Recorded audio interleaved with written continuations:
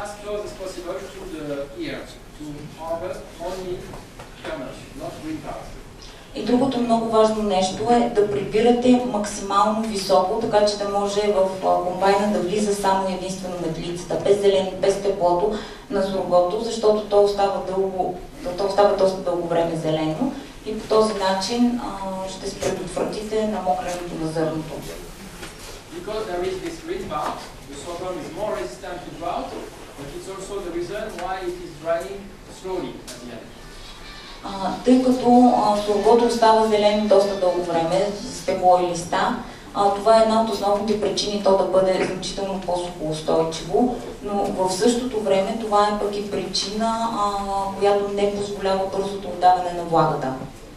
So I gave you here an example of what the US farmers is using to accelerate, to speed up this harvest. Така че тук ще ви дам няколко примера, които се използват основно от американските фермери, за да се ускори този процес на отдаването на влагата. They are using two types of desiccant to speed up the harvest. The first one is Roundup, glyphosate. Second one is sodium chlorate. Използват се два типа десиканти в случая. Единият десикант е глифозат, вторият десикант е натриев хлорид. So the first one they spray at when the grain is 20% moisture. They spray with sprayers or helicopters or whatever. All the plant will die because it's glyphosate, so they will kill the plant in 1 or 2 weeks maximum, so quickly. And like this, the kernels will decrease its moisture to 15%. But the thing is that the plant will start to lush, so you have to harvest quickly. В първия случай, когато се използва глифозат, се извършва пръскане, когато сургото достигне 20% влага на зърното. Тогава всички растения на полето много бързо изсъхват и направо умират в рамките на 1 до 2 седмици.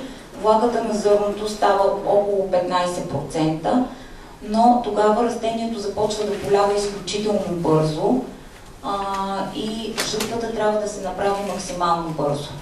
So everything will depend on the dosage of glyphosate you are using, and some tests will be explained by Georgie later on, and we are going to work very much on this technology also in the future. Така че, за да се предпазим от ситуация, в която сургото ще полегне и няма да можем да го приберем, всичко зависи от дозата на глифозата, която използваме. След това Георги ще ни обясни някои примери от практиката с различни дози, ще ни насочи към това, което е най-правилното. There is a second solution, a second product, which is sodium chlorate, which is a bit more flexible. They spray at 30% moisture, so at the maturity, physiology maturity of the sorghum. Другото решение е използването на натриев хлорид, което е значително по-гъвкаво. Той се прилага при 30% влага на сургото. So the plant is not dying, so there is no problem of lodging, it's just the salt which is killing the leaves. В този случай растението не умира, т.е. няма опасност от полягане. Солта, това, което се случва, е единствено отмирането на листата вследствието на солта. So it gives more flexibility to the farmer to harvest about 3 weeks after spray. И това е по-добрия вариант, защото позволява на фермерите да имат един малко по-дълъг период на прибиране, в рамките на около 2-3 седмици. So I insist on this first technology. If the dosage is a little bit too high, and if, for example, it's raining and you cannot filter in the field, you will have difficulties to harvest on time. You can have some problems of lodging. So this technology, we advise to use it not massively, but maybe on some percentage of the farm. Because it's new technology for here, for Europe. Първата технология или използването на глифозат като десикант е малко рискова, заради това полягане и на евентуалната невъзможност за прибиране на време. Така че моят съвет към вас е да я използвате не толкова масово, да направите опити, за да не се получат неприятни последствия. Again, Georgie, to give you more detailed information regarding the test we have made last year in Bulgaria. Но Георги Георгиев малко по-късно ще ни даде повече информация по въпроса. So regarding the advantages of technical specificities of sorghum, first, compared to corn, this is the resistance to drought. Сега ще разгледаме предимствата на сургото пред царевицата. Първото и най-голямо предимство е устойчивостта на сургото на суша.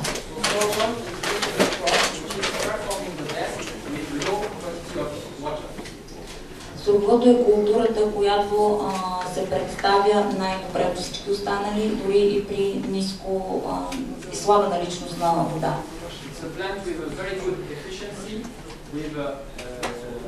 Low photosynthesis because not being smart, and with very strong roots, which is taking water very deep in the soil. Сургото е растение с много дълбоко проникваща коренова система, която има способност да извлича водните запаси на дълбоко от почвата и в същото време с намалена фотосинтеза поради малката листна повърхност, която образува.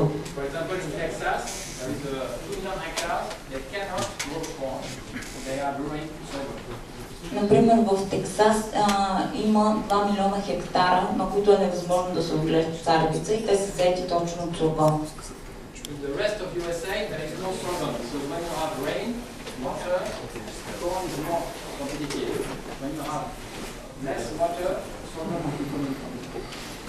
В останалата част от щатите няма как да видите сургон, защото там, където има достатъчно водни запаси, е по-печелившо да се отглежда царевица. Така че тук в Стара Загора ние сме в Тексаса на България. И това е перфектният регион за развитие на тази култура.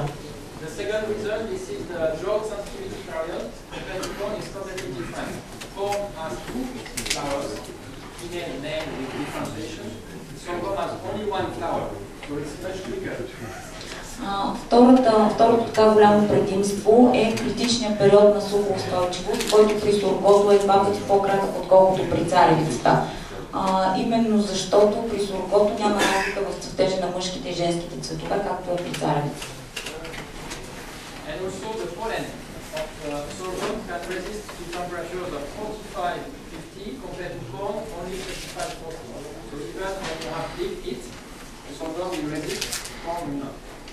Също така, прашецът на сургото може да оживее при температури дори 45-50 градуса, за разлика от полена на царевицата, който при температури над 35 градуса умира.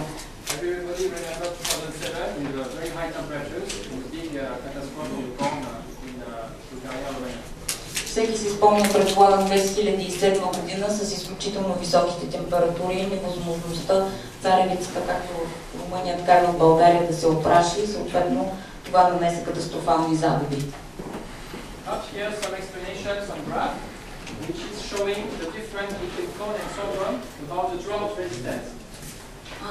На тази графика ще ви покажа разликата при устойчивостта на суша между сургото и царевицата.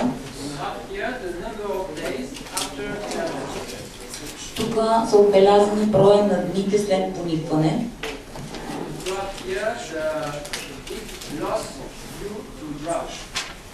И тук имате по вертикалата са отбелязана голямата загуба благодарение на сушата.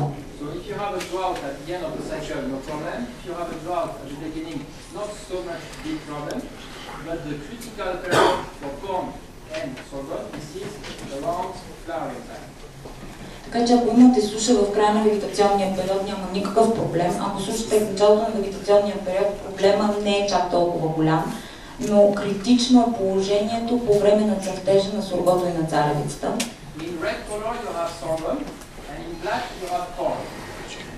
С червената линия сме отбелязали цикъла на сургото, с черната царевицата. Differentiation of the flowers, so it's only 40 days after emergence. After you have the male flowering, the female flowering, all of this takes a lot of time, and it's a very long and risky period, about 46 days of risky period.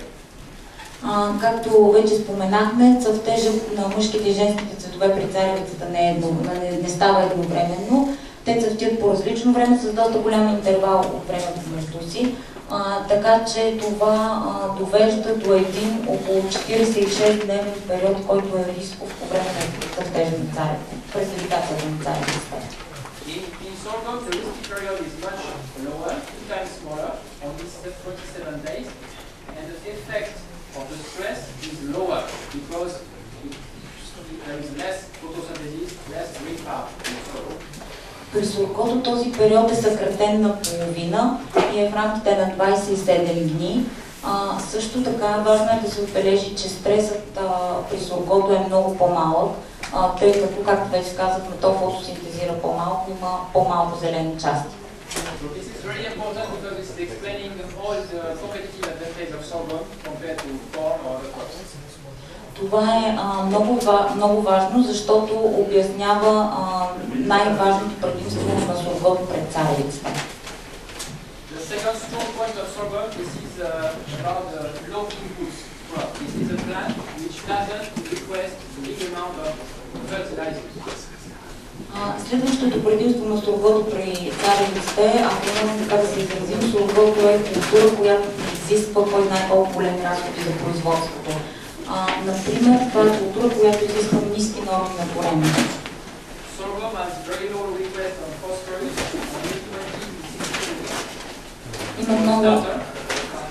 Има много ниски изисквания към фосфора. Необходими са между 2 и 6 кг активно вещество за началото или до 3-4 лист на културата.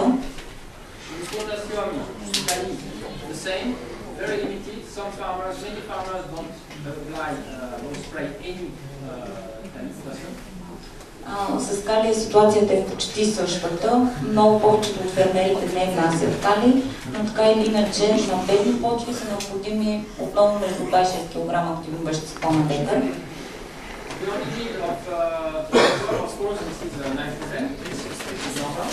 Най-голяма нужда соргото има от азот, което е, разбира се, нормално.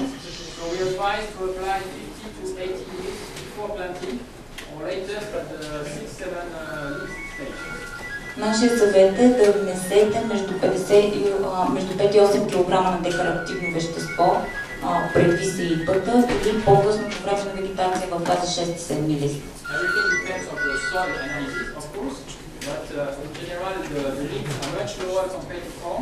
Because the plant is more efficient and the plant is able to extract more nitrogen from the soil. Всичко това нещо зависи, разбира се, от почвата и от климатичните условия, но така или иначе соргото, благодарение на кореновата си система, има способността да извлича хранителните вещества и особено азота от по-голяма дълбочина от почвата. As I explained, sorghum is focused on cancer trees and is used to be more efficient using better the nutrients from the soil. Както вече ви казах, соргото е от африканските страни и то там се отглежда основно на райони с бедни почви и е естествено развита способността му да извлича хранителните елементи от почвата. Some farmers say that sorghum can get the soil poor after. This is not correct. Някои фермери казват, че соргото извлича много хранителни вещества от почвата, следствие на което тя много обеднява, но това не е така. Защото първо соргото, което засаждаме в момента е много малко като количество.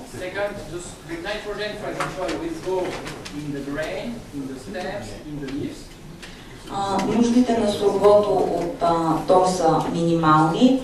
Азота, който соргото извлича от почвата, ще отиде в стеблото или в листата.